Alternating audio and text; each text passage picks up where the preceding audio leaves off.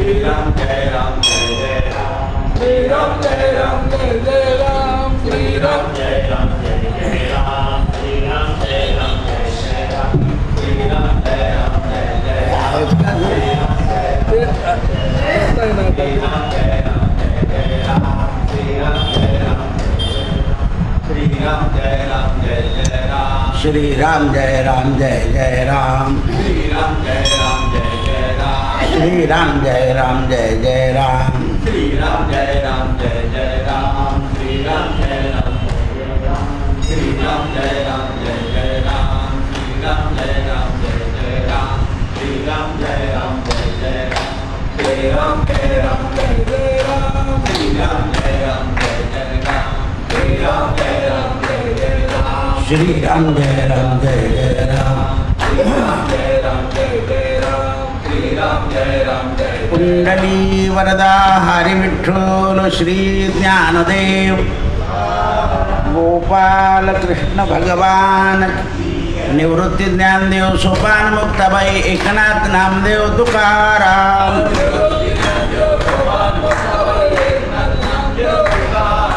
निवृत्ती ज्ञानदेव सोपान मुक्ताबाई एकनाथ नामदेव तुकाराम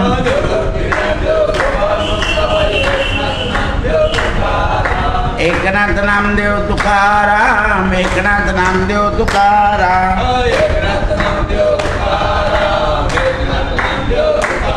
नमः पार्वती पतये हर हर महादेव. आज जनक राजानं मृत्यूच्या सरण्या विचारल्या, कोणता मृत्यू उत्तम, कोणता मध्यम आणि कोणता अनिष्ट. त्यावेळेला पाराशर मुनी जनक राजाला सांगतात की राजा, मृत्यू निंदित न झाला पाहिजे, म्हणजे मरणाची निंदा होईल असं झालं नाही पाहिजे. आता मृत्यू निसर्गानं, घातपातानं किंवा स्वतःच्या हातानं किंवा विषप्राशनानं हे निंदनीय असतं. वृद्धापकाळानं आणि सहजगत्या जास्तीत जास्त 4 दिवसापर्यंत मनुष्य आजारी असला तर तो मृत्यू वंदनीय. आधम झाला, वंदनीय झाला. मध्यम मृत्यूला काही कारण नाही, अकाली यायला नको. म्हणून शास्त्रानं असा निश्चय केला आहे की मनुष्याच्या आयुष्यामध्ये शेष काम काय, तर फक्त मृत्यू बस. आता काय उरलं आहे? मृत्यू बस. दुसरं काय उरलं आहे? आपण शेवटपर्यंत जोडे घासतच बसतो. शेष काम जे आहे आयुष्यातलं ते मृत्यू आहे. म्हणून जास्त लोभाला आणि कामाला न वश होता आपला आयुष्याचा कालावधी घालायचा. समर्थांच्या चरित्रात त्यांचे मोठे भाऊ ते नेहमी असं म्हणायचे, मृत्यू स्वदेशी अथवा परदेशी. तर नेमकं लग्नाला जावं लागलं, रस्त्यात मृत्यू आला. म्हणून जसं वय होतं तसे जनसंपर्क कमी करावे. उदाहरण सांगतो, विनोबा भावे, मी आता इथून बाहेर पडणार, बाबा घरी सुद्धा येणार, म्हणून मृत्यूची जागा निश्चित केली. विजय मिळवून घेतला त्यांनी. इथून बाहेर पडायचं नाही. पडलेच नाही ते. 68 ते 86 2 लग्न झाले. सकाळीच येईल, लग्न लावेल, परत मंदिरात येईल. पत्नी गेल्यावर सुद्धा म्हणायची, मला मंदिरात सोडून द्या. म्हटलं तुम्ही थांबा, मी रोज जात जाईल. मग मी खेड्यावरून इथे रोज यायचो, तेव्हा ते तिथे थांबले. नाही म्हणे इथे बसलो काय, तिथे बसलो काय, सारखं तिथेच बसलो. म्हणजे त्यांचा निश्चय होऊन जातो. म्हणून निश्चय केला की मृत्यू सहज होतो. तुकाराम महाराजांचं प्रमाण सुद्धा आहे, निश्चयाचे ऐसे बळ तुका म्हणे हेची फळ. म्हणून स्वरूप अनुसंधान केलं पाहिजे. आपल्याकडे कसा देशपांडेसारखा माणूस होता, भीक मागणा, एक दाढीवाला आणि तो दुसरा. त्याला दवाखान्यात ॲडमिट केलं होतं. त्याने दवाखान्यावाल्यानं सांगितलं मला ते मंदिराच्या दरवाजेपाशीच ठेवून द्या म्हणाला, आता औषध उपचार करू नका. त्या लोकांनी इथे आणून ठेवला. तर सकाळी आला आणि संध्याकाळी त्याचा देव तिथे गेला. बरं त्याचं नाव नाही, गाव नाही, पत्ता नाही. मग पोलिसांना सुद्धा पण तेच पडले ना, म्हटलं लिहा राम मंदिर, पत्ता सगळं लिहून टाका. कारण त्यांनी द्यायला मला तिथेच जायचं आहे. असं आहे निश्चित. मग तो शरीराची व्यवस्था कशी हो, पण त्याच्या मनाप्रमाणे निश्चित झाला मंगल. आपलं जसं असतं की आपलं जसं असतं उद्या ठेवायचा ना, तुम्ही सोमवार आहे ना शेवटचा, ते घासाला गेले निश्चय. म्हणून मंगल मृत्यू असेल तर मृत्यूच्या आधी संपर्क टाळायचा. गृहस्थाश्रमी माणसानं मृत्यू हा पवित्र ठिकाणी झालेला चांगला आणि शुभकर्म करता करता मृत्यू आला पाहिजे. म्हणजे जसं नाथांनी लिहिलं, मला देवपूजा वगैरे सगळं करून प्रदक्षिणा घालून मला आलं पाहिजे, तसंच झालं. दिंडी नेली आणि गेली. शुभकर्माच्या योगानं माणसाचा शेवट झाला पाहिजे. संसारामध्ये समस्त प्राणी चालता फिरता गेलं की श्रेष्ठ मानलं जातं. संसारामध्ये नियम असा आहे की माणसाचा मृत्यू चालता बोलता झाला पाहिजे. बा आले आणि हो आत्ता तर भेटले, म्हटलं गेले, काही बोलले नाही, म्हटलं काय बोलतील. संसारात मानलेला आहे. क्षत्रियाचा मृत्यू मात्र रणांगणात होणं अत्यंत श्रेष्ठ. मनुष्याला मनुष्य योनीमध्ये ज्या ज्या योन्या सांगितल्या आहेत त्याच्यात बुद्धिमान लोक श्रेष्ठ. ते आपल्या बुद्धीचा परोपकाराकरता उपयोग करतात ते श्रेष्ठ. जे वैयक्तिक स्वतः करतात याचा उपयोग करतात. जसा व्यापारी आहे बघा, काही व्यापारी असतात अब्जोदी पैसे कमवतात पण मोठा दवाखाना बांधून मोकळे होऊन जातात. तो दवाखान्याचा जो भाग आहे तो त्यांचा स्वतःचा आहे आणि बाकीचे पैसे पुत्रांचे आहे. कोणी गोशाळा बांधून टाकतं आपल्या संपत्तीतले, कोणी शिक्षण क्षेत्रात देऊन टाकतं. आता तर शिक्षण क्षेत्र पैसे कमवण्याकरता झालं आहे, पूर्वी तसं नव्हतं. असं आहे, तसं नव्हतं. आता शिक्षण क्षेत्रामध्ये दाम नाही राहिलं, गोळा करायचं काम झालं आहे. म्हणून पवित्र माणसाच्या शाळा नाही राहिल्या. विद्यार्जन काय आहे? पवित्र आहे. विद्यार्जनासारखं जगात पवित्र काही नाही. आता विद्यार्जनामध्ये द्रव्य झाला, लोभ घुसला, म्हणून शाळा अफाट झाल्या. म्हणून ते म्हणतात बुद्धिमान माणसानं अहंकार रहित राहावं म्हणजे मृत्यू चांगला येतो. वा, शेवटची सूचना दिली आहे 12 शराने. आणि सर्वात श्रेष्ठ सूर्यनारायणाची उत्तारणामध्ये गती, चांगल्या नक्षत्रात मृत्यू झालेला पुण्यात्मा गणला जातो. भगवद्गीता सुद्धा तेच सांगते. म्हणून जर अपमृत्यू झाला तर मुलाने प्रायश्चित्त घेऊन वडिलांना मुक्त करायचं. त्याचं प्रायश्चित्त आहे की दक्षिणायनात माझे वडील गेले त्याच्याकरता प्रायश्चित्त सांगितलं आहे, ते मुलाने घ्यायचं. अतिक्लेश. आजच कोणी माझ्याकडे आलं म्हणजे दादा तुम्ही माझ्या सासूला गीतं वाचण्याचं पुण्य द्यायला सांगितल्यावर ताबडतोब माझी सासू गेली. म्हटलं पुण्य प्रदान करावं लागतं. आता गीता असं वाच तू की माझा मृत्यू चांगला आला पाहिजे याच्याकरता गीता. तुला अनुभव आला ना की याताना कमी झाल्या म्हणे, मग आता स्वतः करतो. आत्तापासूनच वाचू का? म्हटलं मग केव्हा बसून, आपल्याला काय माहिती केव्हा येणार आहे. तुम्ही भागवत जरी वाचलं तरी भगवंता माझा मृत्यू अनायासेने येऊ दे असं म्हणून वाचा. नातू झाला पाहिजे, नातनीचं लग्न झालं पाहिजे, स्वतः करता वाचा.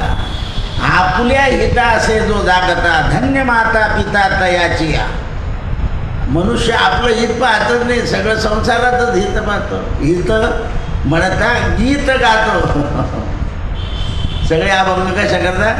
ते संसारा करतात. तो गोड झाला पाहिजे, तो गोड होतच नाही, कारण ते कडू कारलंय. असं आहे, त्याला कशातही घोळलं तर ते कडूच कडू राहत. आता बघा तुम्ही ते मुंबईला पुण्याला गणपती मिरवणुकीने झालं त्यांच्या मोठ्या मोठ्या गणपतीच्या आजच. आता एवढे गणपती मांडणारे किंवा गणपतीला मांडणारे इतकी गर्दी आहे त्या मूर्त्या नेताना की बंदोबस्त करावा लागतोय.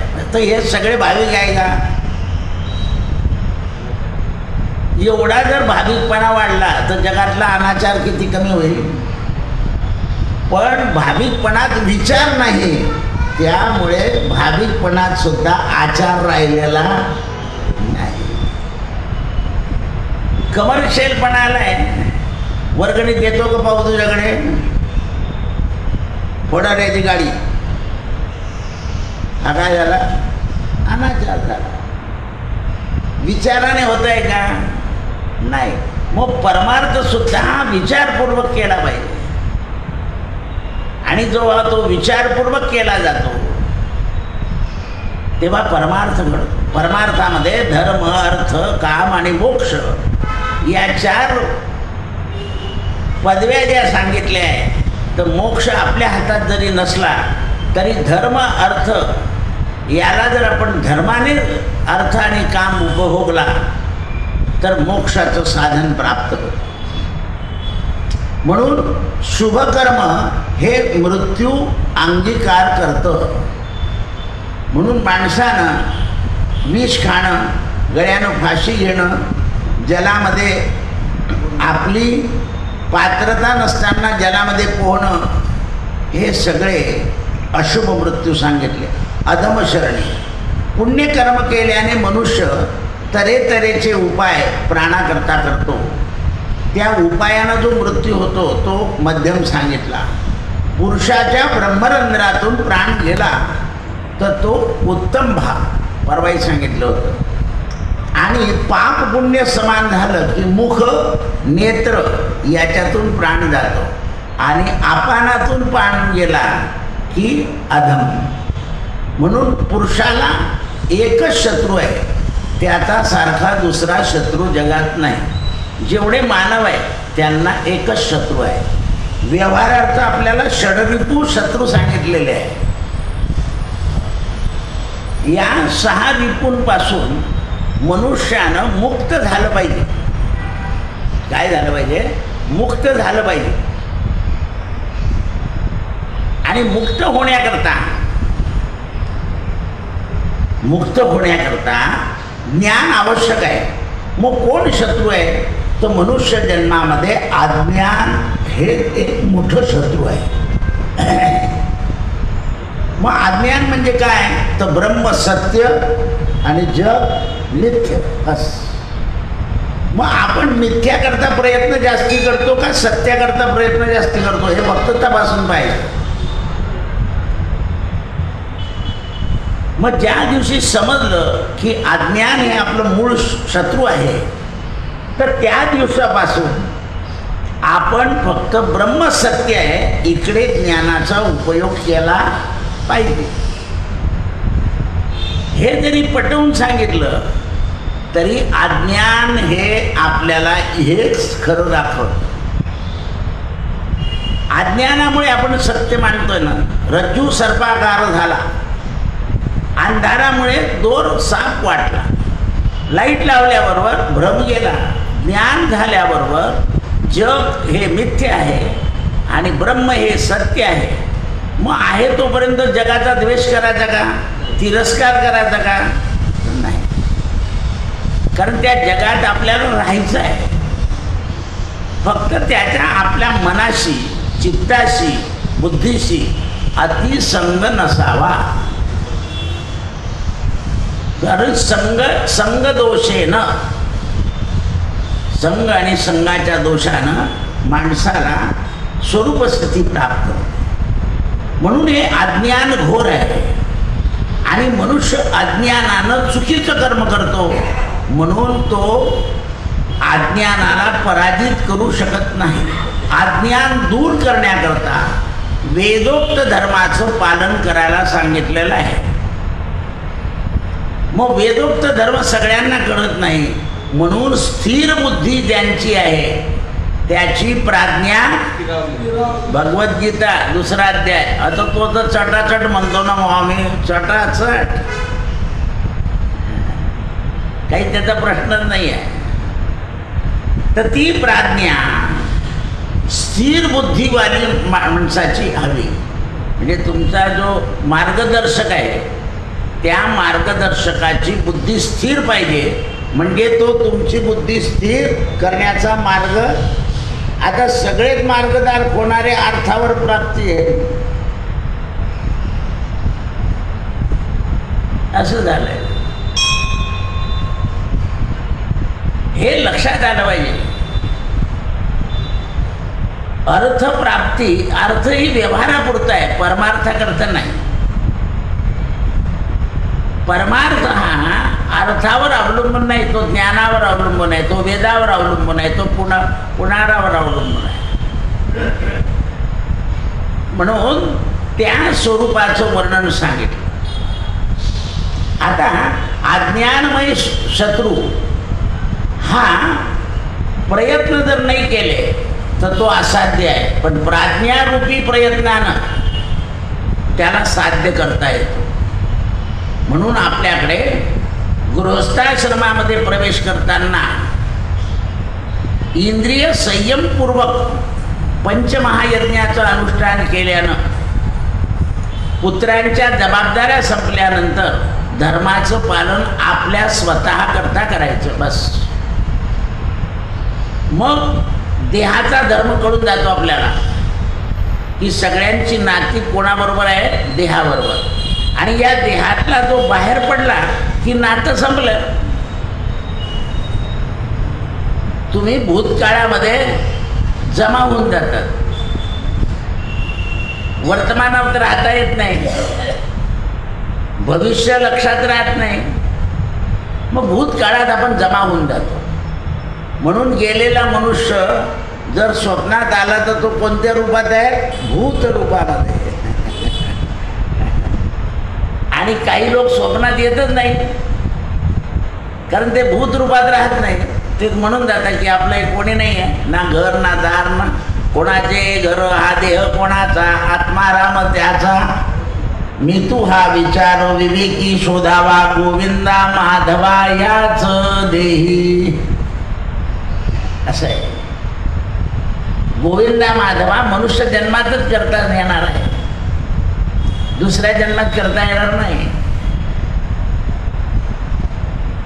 म्हणून आपण मुलाची काळजी वाढण्यापेक्षा त्याला उद्योगाला लावणं हा महत्त्वाचा उद्योग आहे.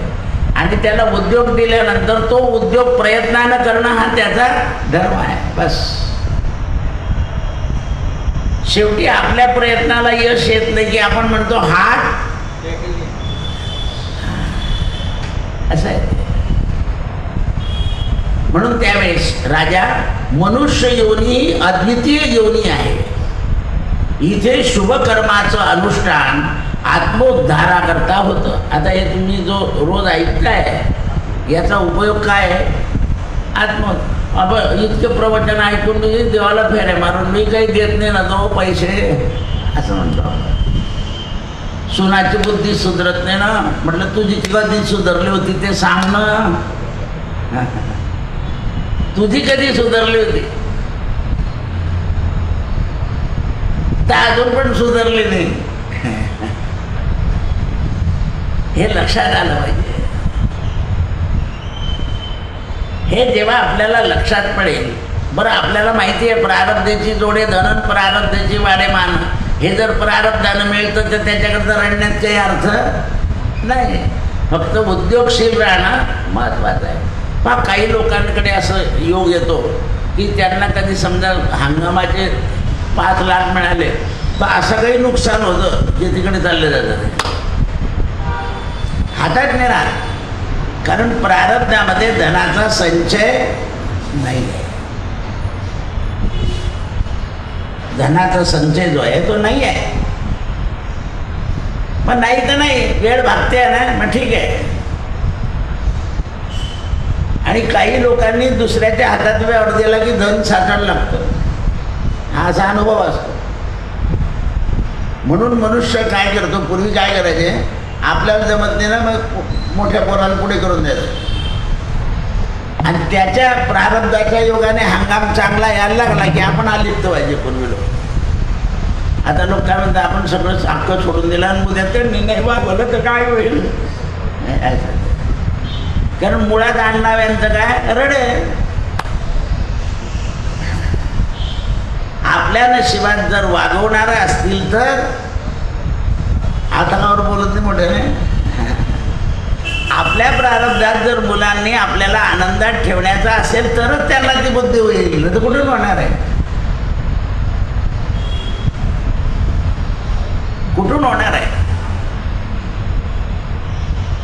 त्याला आपलं प्रारब्ध कारण आहे, तेच कारण आहे असं नाही.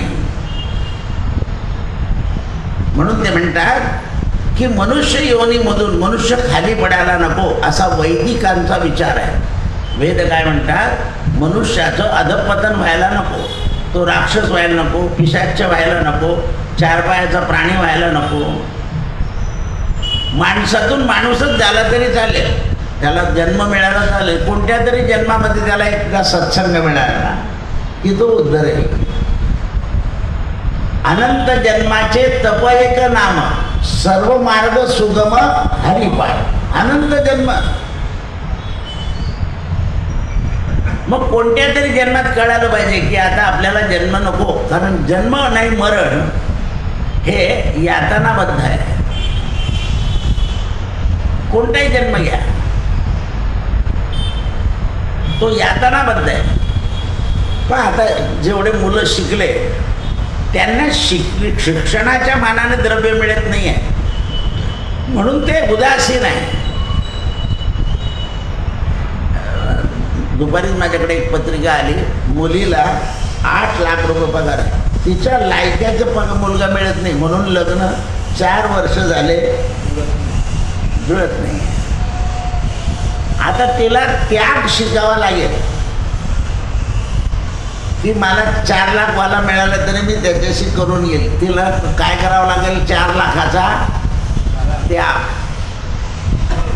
त्यागात तिला योग्य मिळणार आहे, पण नाही 12 लाखाचा पाहिजे. त्याला किती मिळाले पाहिजे म्हटलं, मग व्यापारी महिन्याचं 12 लाख ना, पण नाही तो पुण्यातलाच पाहिजे. म्हटलं मग शक्य नाही, पुण्यातल्या व्यापाऱ्याला तर तिकडची पाहिजे, अमेरिकेची मॉडर्न, त्याची नजर तिकडे. म्हणे मी मॉडर्न बनेन, त्याला इकडचं मॉडर्न बनणं नको आहे. असं आहे. तुम्हाला त्यागाशिवाय शांतीचा मार्ग सापडत नाही. त्यागाचा मार्ग सापडत नाही. म्हणून महान लाभापासून मनुष्य वंचित होतो. प्राण्यांमध्ये स्नेहभरी दृष्टी राहत नाही. कलियुगामध्ये स्वार्थी दृष्टी असते. कोणापासून आपल्याला काय उपयोग. समजा तुम्ही मंदिरात येताना कोणाच्या तरी वाहनावर येतात, तर किती दिवस वाहनावर यायचं त्याच्या. शेवटी त्याचा रस्त्याने आपला रस्ता टाळून द्यायचा आणि दुसऱ्या रस्त्याने येऊन जायचं. कारण आपण किती दिवस येणार. आता तो भारी करतो बरं, आता त्याला काम असलं तर मग कसं काय येईल तो. उलट तो जर आपल्याला करत असेल तर आपण आपला रस्ता बदलवून टाकायचा, म्हणजेच काम टाळून द्यायचं ते. कारण नेहमीच मदत घेत राहिलं की आपल्याही मनात मग चालता चालता आला का नाही तोपर्यंत एक वाहन ठोस मारून देतं. कोणाकडे मागे फिरून नाही पाहिलं तर चालला माणूस सरळ. असं आहे ते. या गोष्टी आमचं तर भैया सकाळी घ्यायला येतं मला, मला उशीर झाला की नसतं तोपर्यंत कोणीतरी मला बसवतं, मी ते भैयाला करतो काय तुमचं सांगितलं मी.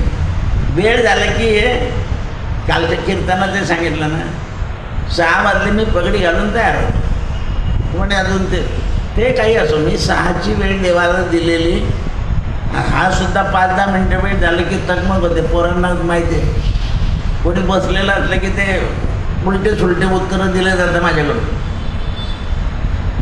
कारण तुम्हाला कळायला पाहिजे की यांची स्वाध्यायाची वेळ झाली, आता आपण निघा.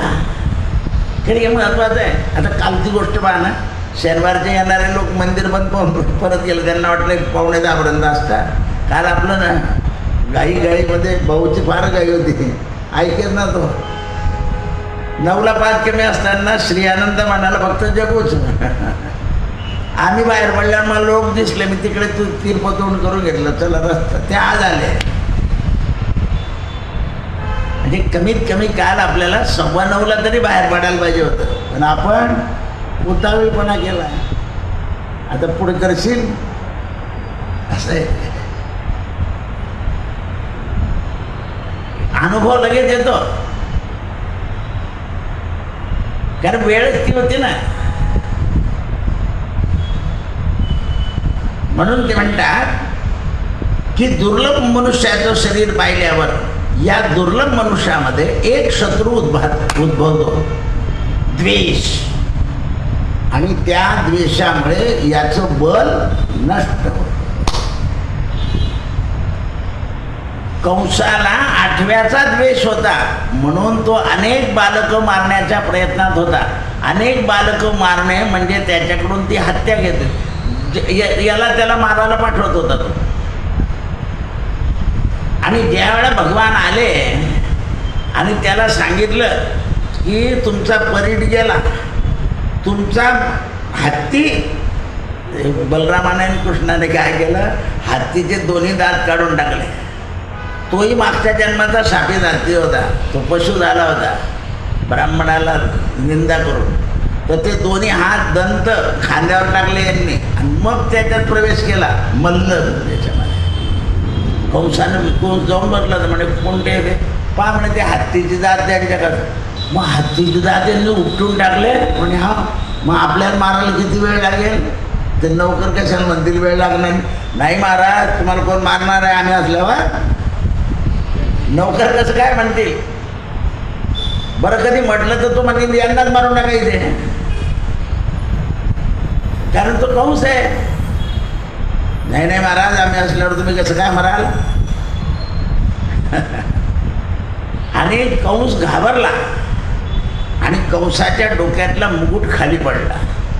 भगवंताने ते चाणासूर मुष्टिकासुराला मारलं, कंसाच्या समोर मुकुट बिरगुरला. मामा कंसाला सांगितलं होतं की तुझा मुकुट जो आकाशात फिरवेल तो मारेल, जो तुझं धनुष्य तोडेल तो मारेल. आणि दिसायला लागला काळ समोर. घरी पळून गेला म्हणे, दरवाजे लावले, मामा दार उघडा, मामी दार उघडा. लाथेने दरवाजा तोडलाय 11 वर्षाच्या मुलाने. आडं लावलं होतं आणखीन धरला त्याचंच खड्ग. म्हणून समस्त प्राण्यांना स्नेहदृष्टी ठेवण्याला लावली पाहिजे. जर आसक्त कामना आणि द्वेष राहिला तर आपली भेददृष्टी आपला मृत्यू बेचैन रीतीने करते. आपल्या मनामध्ये पहा तुम्ही, स्वतःच्या मुलांना सुद्धा तुम्ही बोलून टाकताना आमचे हाल करताना तुमचे बी हाल होतील. हे काय झालं म्हणजे तुमच्या मनात द्वेष आहे. जी सून वागवत नाही ती आली की सासू पदर घेऊन तिकडं कोण करतो. म्हटलं आता जायची वेळ आली नाही, काय तोंड फिरवते. तेवढ्यात दुसऱ्या दिवशी पॅरालाइज झाला, तोंड वाकडं होऊन गेलं. लक्षात ठेवा, अंतिम समयी कोणाचाही द्वेष करायचा नाही आणि कोणाचा स्नेह सुद्धा, कारण स्नेह घेतलं की त्याच्या पोटी जावं लागतं. वासना राहून गेली, भरत महाराज काय बनले? पण हरिण जन्मात बुद्धी राहिली म्हणून बोल गवत खाल्लं नाही. आपण तर दावायच्या घरी जाऊन मस्त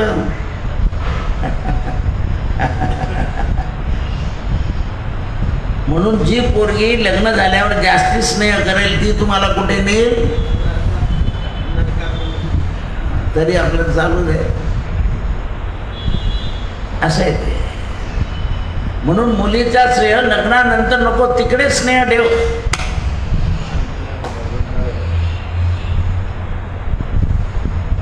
आम्हाला बोलवण्यापेक्षा तुझेच बोलो.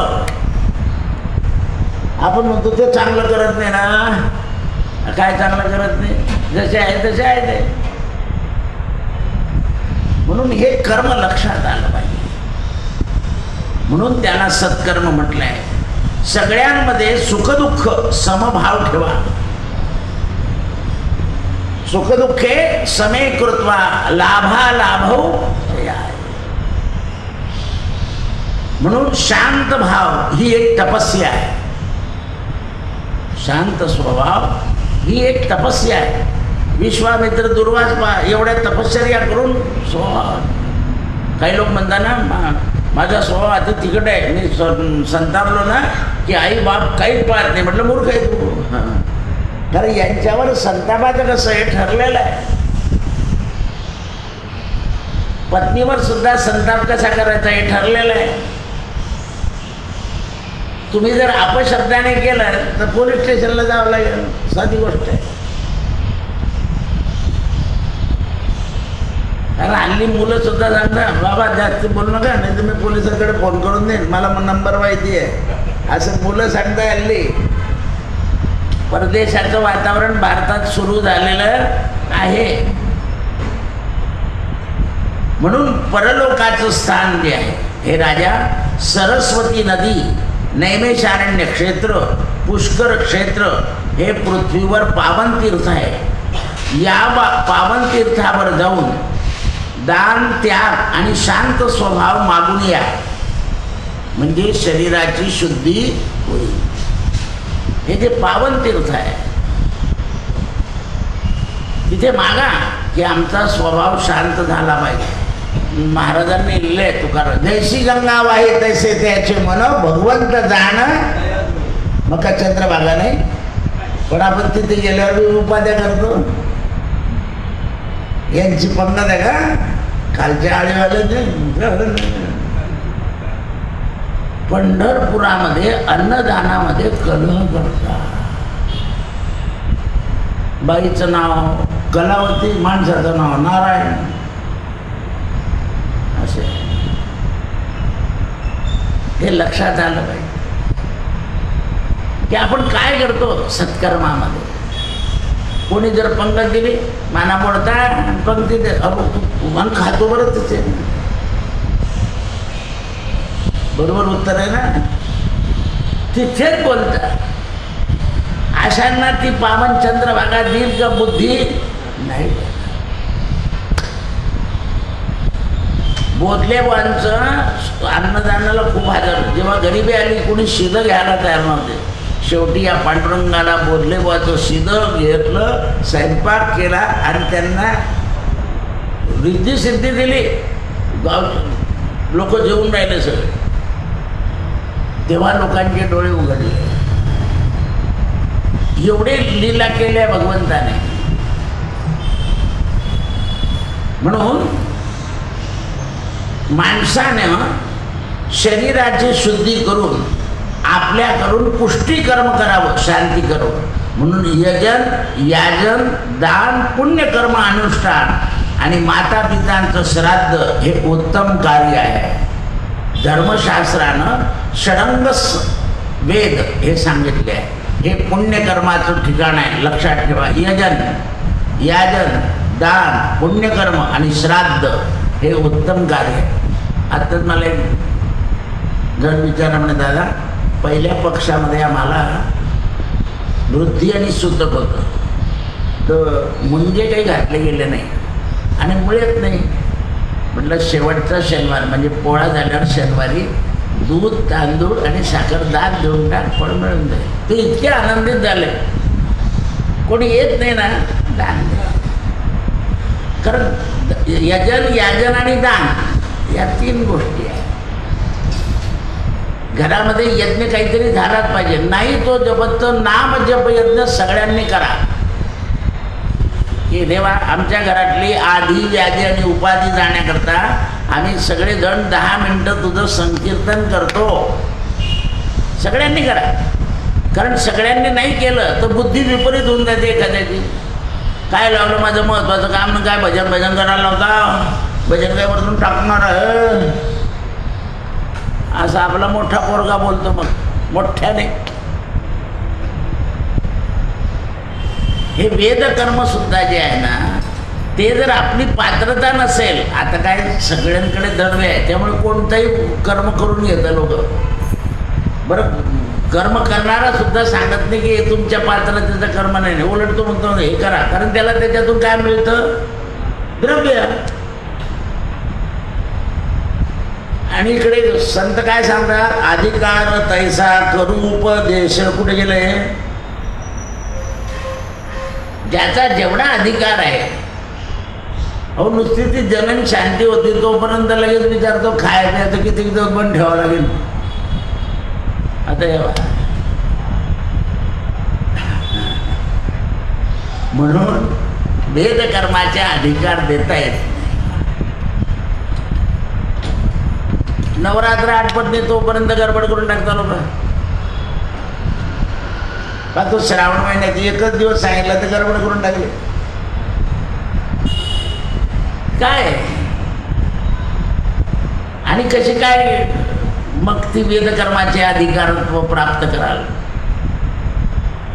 म्हणून बालानाम बालग्रहादिभूतानाम बालानाम शांतिकारकः.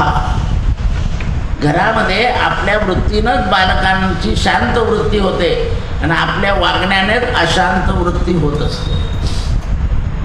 माता पित्यांच्या कर्मानं बालकांवर संस्कार घडतात. भीष्म पितामह धर्मराजाला सांगतात महात्मा पाराशर मुनीनं मिथिला नगरीमध्ये उपदेश केला आणि जनक राजानं पुन्हा प्रश्न त्यांच्या पुढे ठेवला. कोणती गीता चालली आहे पाराशर गीता. जनक राजानं विचारलं महाराज श्रेय साधन काय आहे. माणसाला नेहमी श्रेय मिळालं पाहिजे जय त्याचं साधन. उत्तम गती कोणती आणि कर्म नष्ट न होता माणसाचं सत्कर्म वाढलं पाहिजे. तेव्हा पाराशर मुनी म्हणाले उद्याच्या विवचनात हरे राम राम राम हरे हरे हरे कृष्ण कृष्ण कृष्ण हरे राम राम राम हरे कृष्ण